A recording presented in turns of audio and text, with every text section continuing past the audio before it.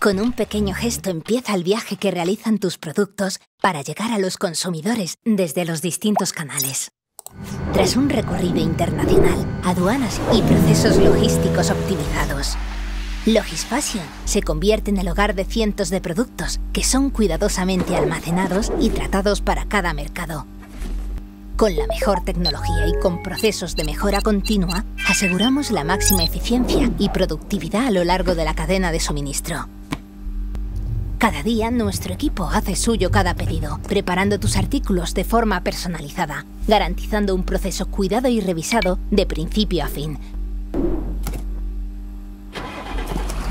Porque lo que más nos importa es la mejor experiencia de compra para tus clientes. Gracias por dejarlo en nuestras manos. Gracias por confiar en LogisFashion. 25 años juntos. Muchísimas gracias, Alonso. Pasamos ahora a otro tema de máxima actualidad, la ciberseguridad. Quizás el próximo cisne negro, un hecho imprevisto y de gran impacto, como todos los que hemos vivido en los últimos 2 años. Para hablarnos de ciberseguridad está hoy con nosotros Jordi Juan, socio del área de consultoría tecnológica y ciberseguridad de EY. Jordi es ingeniero de telecomunicaciones por la Universidad Politécnica de Cataluña y MBA por EE Business School y cuenta con más de 20 años de experiencia en ciberseguridad. Inició su carrera profesional en Silicon Valley como ingeniero de I+D+I de dispositivos de ciberseguridad en red y antes de unirse a EY en 2017 trabajó como director de consultoría de ciberseguridad. Muchísimas gracias. Adelante.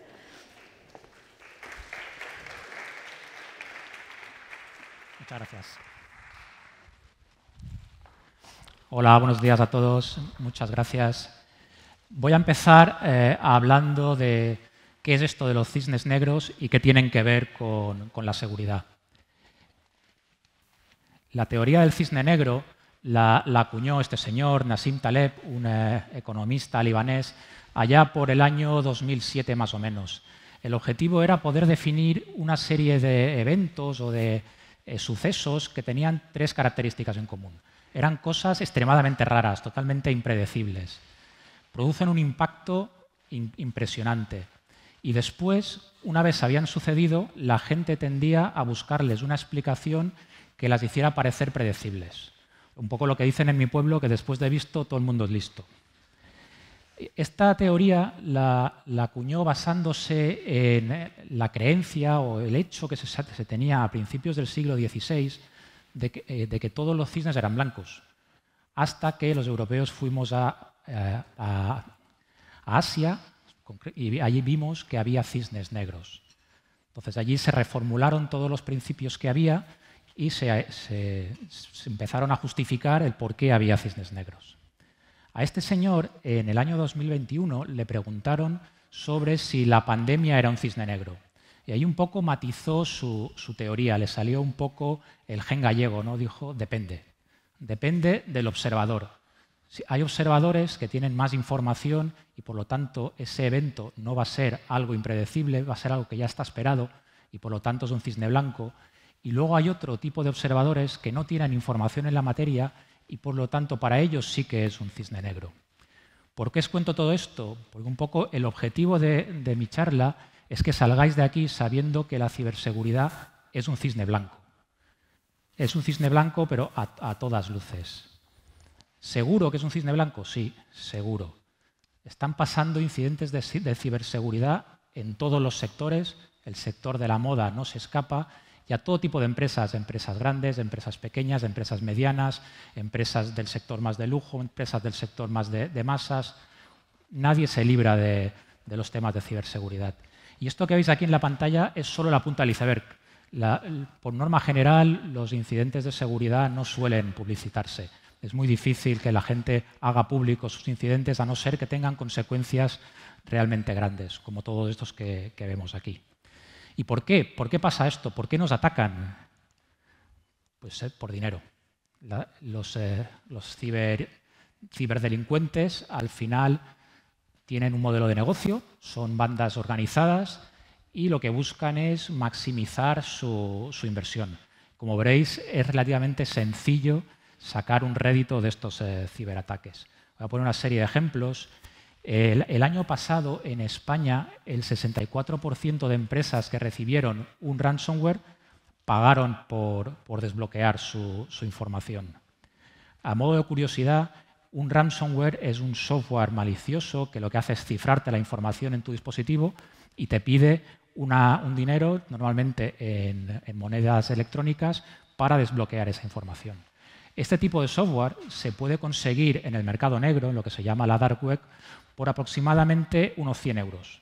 Entonces, cualquiera podéis ir a este mercado negro, descargaros de ese software y enviarlo a vuestro cuñado. O sea, es totalmente disponible para cualquier persona. Otra forma de monetizar los ciberataques es mediante el robo de información. Aquí os pongo unos ejemplos. Esto es la cotización de los datos del DNI, por ejemplo, DNI español, de hace un par de días en el mercado negro. Eso va fluctuando, al final depende de la oferta y la demanda, pero por el dato de un DNI, nombre, DNI y dirección, pagaban a 14 euros. Como habéis visto en la transparencia anterior, hay casos en los que roban cientos de miles de registros. Si tú multiplicas esos cientos de miles por 14 euros, la suma sale, ¿no? Y luego, otro tipo de artimañas que utilizan para monetizar sus ataques es lo que se denomina el criptohacking, ¿vale? Esto lo que hacen es que te introducen un software malicioso en tu máquina y lo que hace este software es minar criptomonedas mientras tú no estás usando la máquina. Entonces, para ti es totalmente transparente y, mientras tanto, ellos van minando monedas virtuales. Lo curioso de estas formas de monetizar los ataques es que se pueden dar las tres a la vez.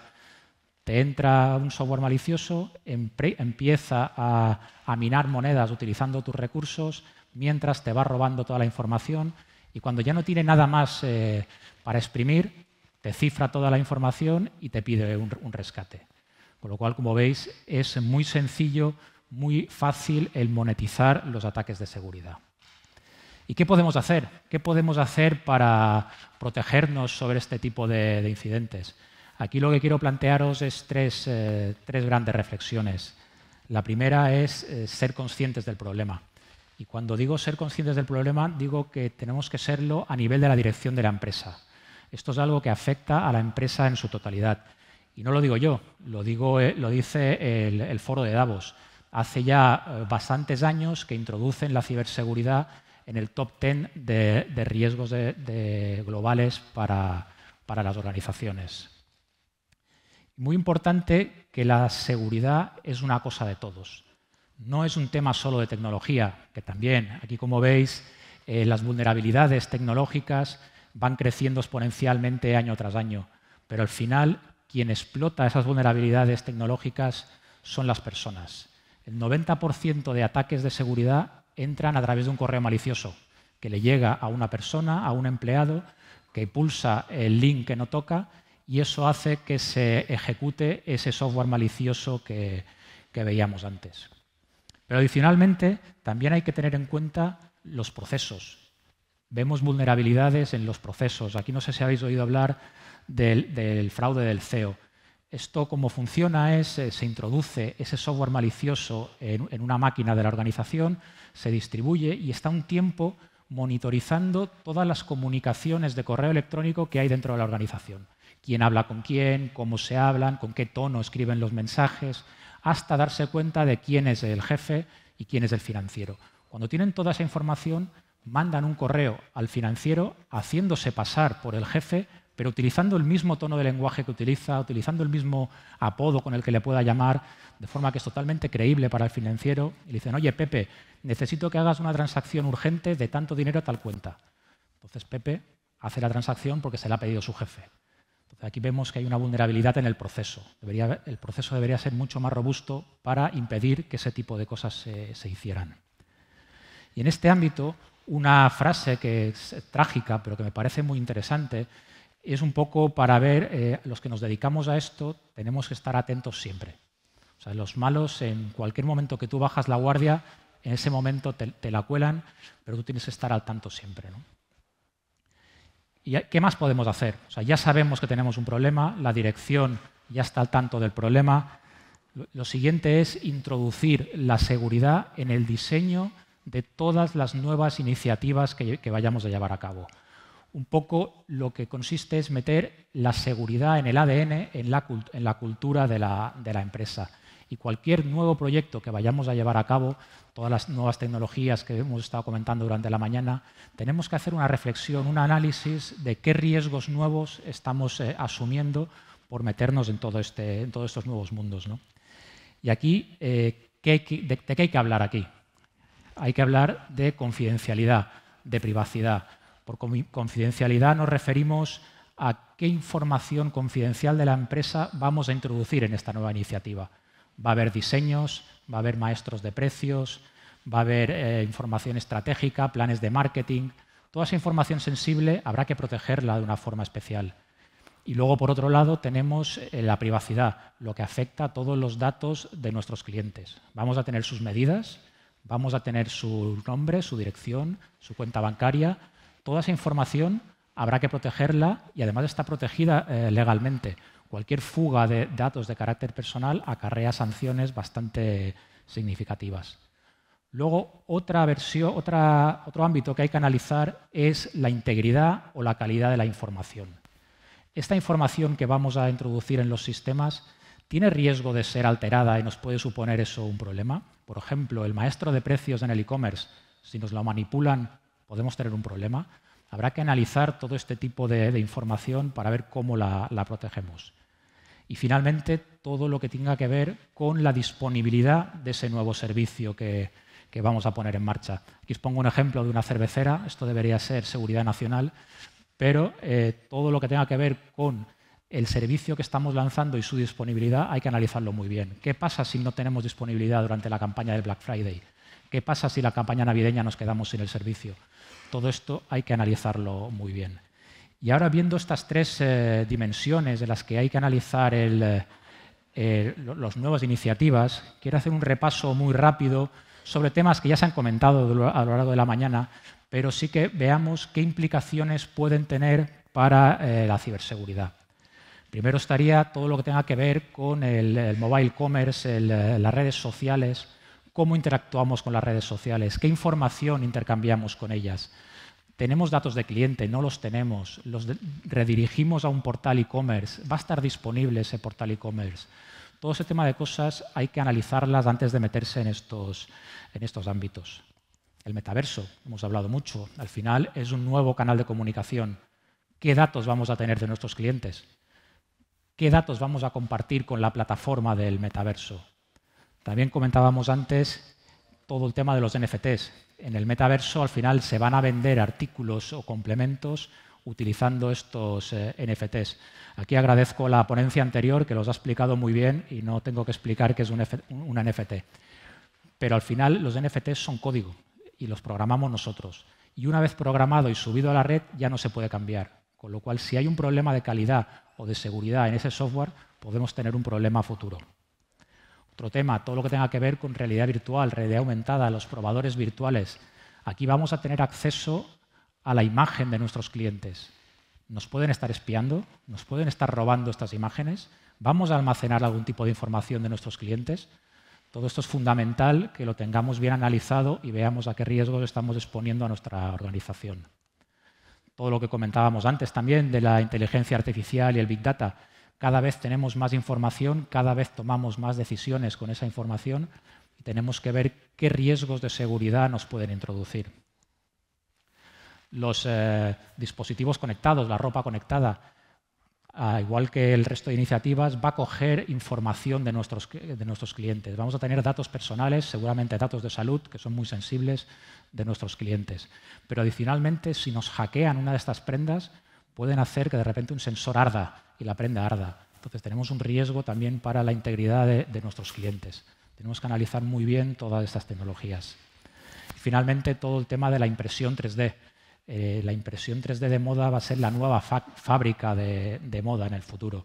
Entonces tenemos que analizar muy bien qué datos tendremos los patrones de la moda, tendremos datos biométricos de nuestros clientes para hacerles ropa personalizada. Vamos a querer que este servicio esté disponible siempre. Hay que analizar muy bien todas esas tecnologías. Y ahora que ya sabemos que la seguridad es un problema, que la tenemos que introducir en la cultura de nuestra organización, viene la parte más complicada, que es la de tomar medidas. O sea, cómo protegemos nuestros activos, cómo protegemos estas iniciativas que hemos estado comentando. Aquí, esta frase del Dalai Lama yo creo que viene perfectamente. Tenemos que esperar lo mejor, pero estar preparados para lo peor. ¿Y cómo hacemos esto? Pues aquí tenemos dos tipos de medidas de seguridad. Por un lado, las medidas preventivas. Al final, todos en casa tenemos una puerta, pero sabemos que esa puerta no es suficiente y, por lo tanto, a veces ponemos una alarma, ¿no? Entonces, lo que tenemos es que complementar muy bien las medidas preventivas con las medidas reactivas, que son aquellas que nos dicen qué vamos a hacer en caso de que nos pase algo. En cuanto a las medidas preventivas, en seguridad hay tres básicos, que son lo elemental en materia de ciberseguridad. El primer elemento es mantener todos los sistemas actualizados. Eso que hace nuestro teléfono de forma automática cada ciertos días, que actualiza todas las aplicaciones. ¿Por qué tenemos que hacer esto? Porque cada día salen una media de 55 nuevas vulnerabilidades de seguridad. 55 al día de media. Y en eso los fabricantes del software pues, se ponen manos a la obra para generar actualizaciones que corrijan esos riesgos. ¿Qué es lo más preocupante? Que los malos, los hackers, tardan una media de 7 días en convertir estas vulnerabilidades en un vector de ataque. Con lo cual enseguida ya las pueden aprovechar para todo lo que comentábamos antes, robarte la información, cifrarte los dispositivos, ponerte software malicioso en 7 días. Pero claro, el mantener los sistemas actualizados tampoco es la panacea. ¿Por qué? Porque los fabricantes tardan una media de 52 días en generar esas actualizaciones una vez se ha detectado la vulnerabilidad. Y lo que es todavía peor, nosotros tardamos más de 2 meses en aplicarlas por norma general. Con lo cual tenemos que aplicar otro tipo de medidas de seguridad para complementar la actualización de los sistemas. Y eso sería todo lo que tenga que ver con configuraciones de seguridad. Eso que muchas veces en vuestras organizaciones de repente os dicen que os fuerzan que cambiéis el password, o os fuerzan que pongáis un password más largo, o os bloquean el USB de los ordenadores, o os prohíben navegar a ciertas páginas web. Todo eso son configuraciones de seguridad que ayudan a reforzar la actualización de los sistemas. Y finalmente, la tercera medida que hay que tener sí o sí es contar con sistemas anti-malware, sistemas antivirus, el antivirus de toda la vida. ¿Por qué? Porque no paran de salir nuevos virus. El primer trimestre de este año salieron más del doble de virus que en todo el año pasado. Esto crece de forma exponencial y hay que poner sistemas para evitarlo. Como veis, con todo esto siempre vamos a ir un paso por detrás de los malos. Entonces tenemos que adoptar otro tipo de medidas, que son las medidas reactivas. Tenemos que estar preparados para cuando nos pase algo, porque nos va a pasar. No podemos estar protegidos para todo. Entonces hay que tomarse las cosas con tranquilidad y estar preparados para actuar cuando suframos ese tipo de incidentes. Y ahí hay que hacer dos cosas fundamentalmente. Primero, gestionar la situación. Anticipar todos los procedimientos que vamos a tener en la organización para gestionar una situación de crisis que nos puede pasar en cualquier momento y que no sabemos qué alcance puede tener. Nos puede parar una fábrica, nos puede parar el centro logístico, nos puede parar las tiendas. No sabemos qué nos va a pasar, pero sí sabemos qué nos puede pasar. Entonces tenemos que tener montados los grupos de comunicación, los escalados, quién hace qué, cuándo hace qué, para que no nos volvamos locos cuando nos pasa eso, porque sabemos que nos puede pasar. Y una vez tenemos la crisis gestionada, lo que tenemos que hacer es recuperar la actividad. Este tipo de incidentes normalmente lo que hacen es pararnos la actividad total o parcialmente en la organización. Y aquí es lo que nosotros denominamos la empresa mínima viable. Tenemos que ser capaces de levantar una empresa mínima viable en tiempo récord. ¿Y eso qué tiene? Esta empresa mínima viable tiene 4 patas. La primera es la tecnología, la información. Tenemos que haber hecho los deberes antes. ¿Sabemos cuáles son las joyas de la corona? ¿Cuál es nuestra información realmente sensible? ¿Cuáles son las aplicaciones fundamentales que necesitamos para trabajar sí o sí? ¿Tenemos backups de esa información, de esas aplicaciones? ¿Probamos periódicamente que esos backups funcionan? Muy importante, ¿tenemos procedimientos manuales para trabajar mientras no tenemos toda esta información disponible? Si se nos caen los sistemas, ¿las tiendas van a seguir vendiendo? ¿Tienen forma de seguir vendiendo manualmente? Nosotros hemos visto organizaciones que sí, que tienen unos papeles y hacen un ticket a mano, y otras que no, que se les cae en el sistema y la tienda para. Entonces tenemos que estar preparados para todo este tipo de acontecimientos. Luego todo lo que tenga que ver con las instalaciones físicas. Monitorizamos la seguridad de nuestros almacenes, por ejemplo. Es posible que los malos se nos cuelen por la wifi del almacén. Allí vemos que hay mucho problema en toda la zona más industrial de las organizaciones.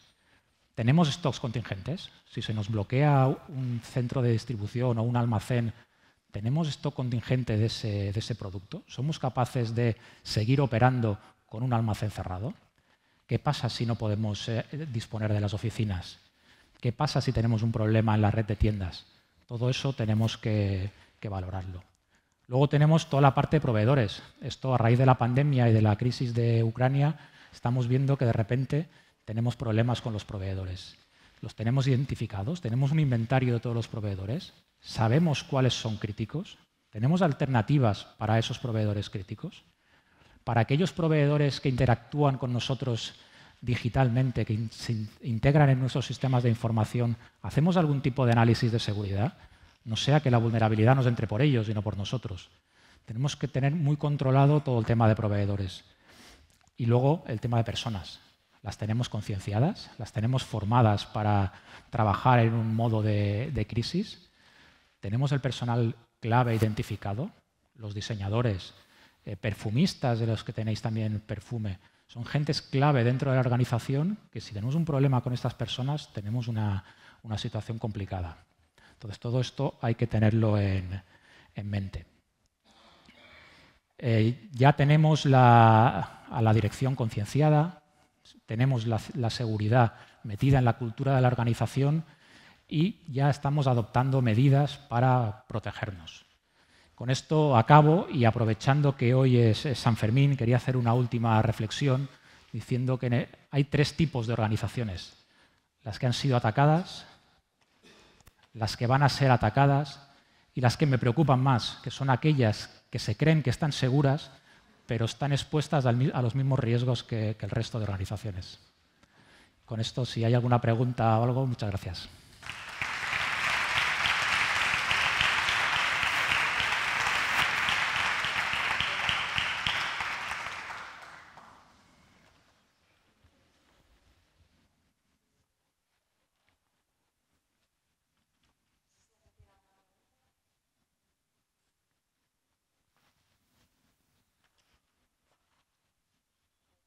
Perfecto, muchas gracias.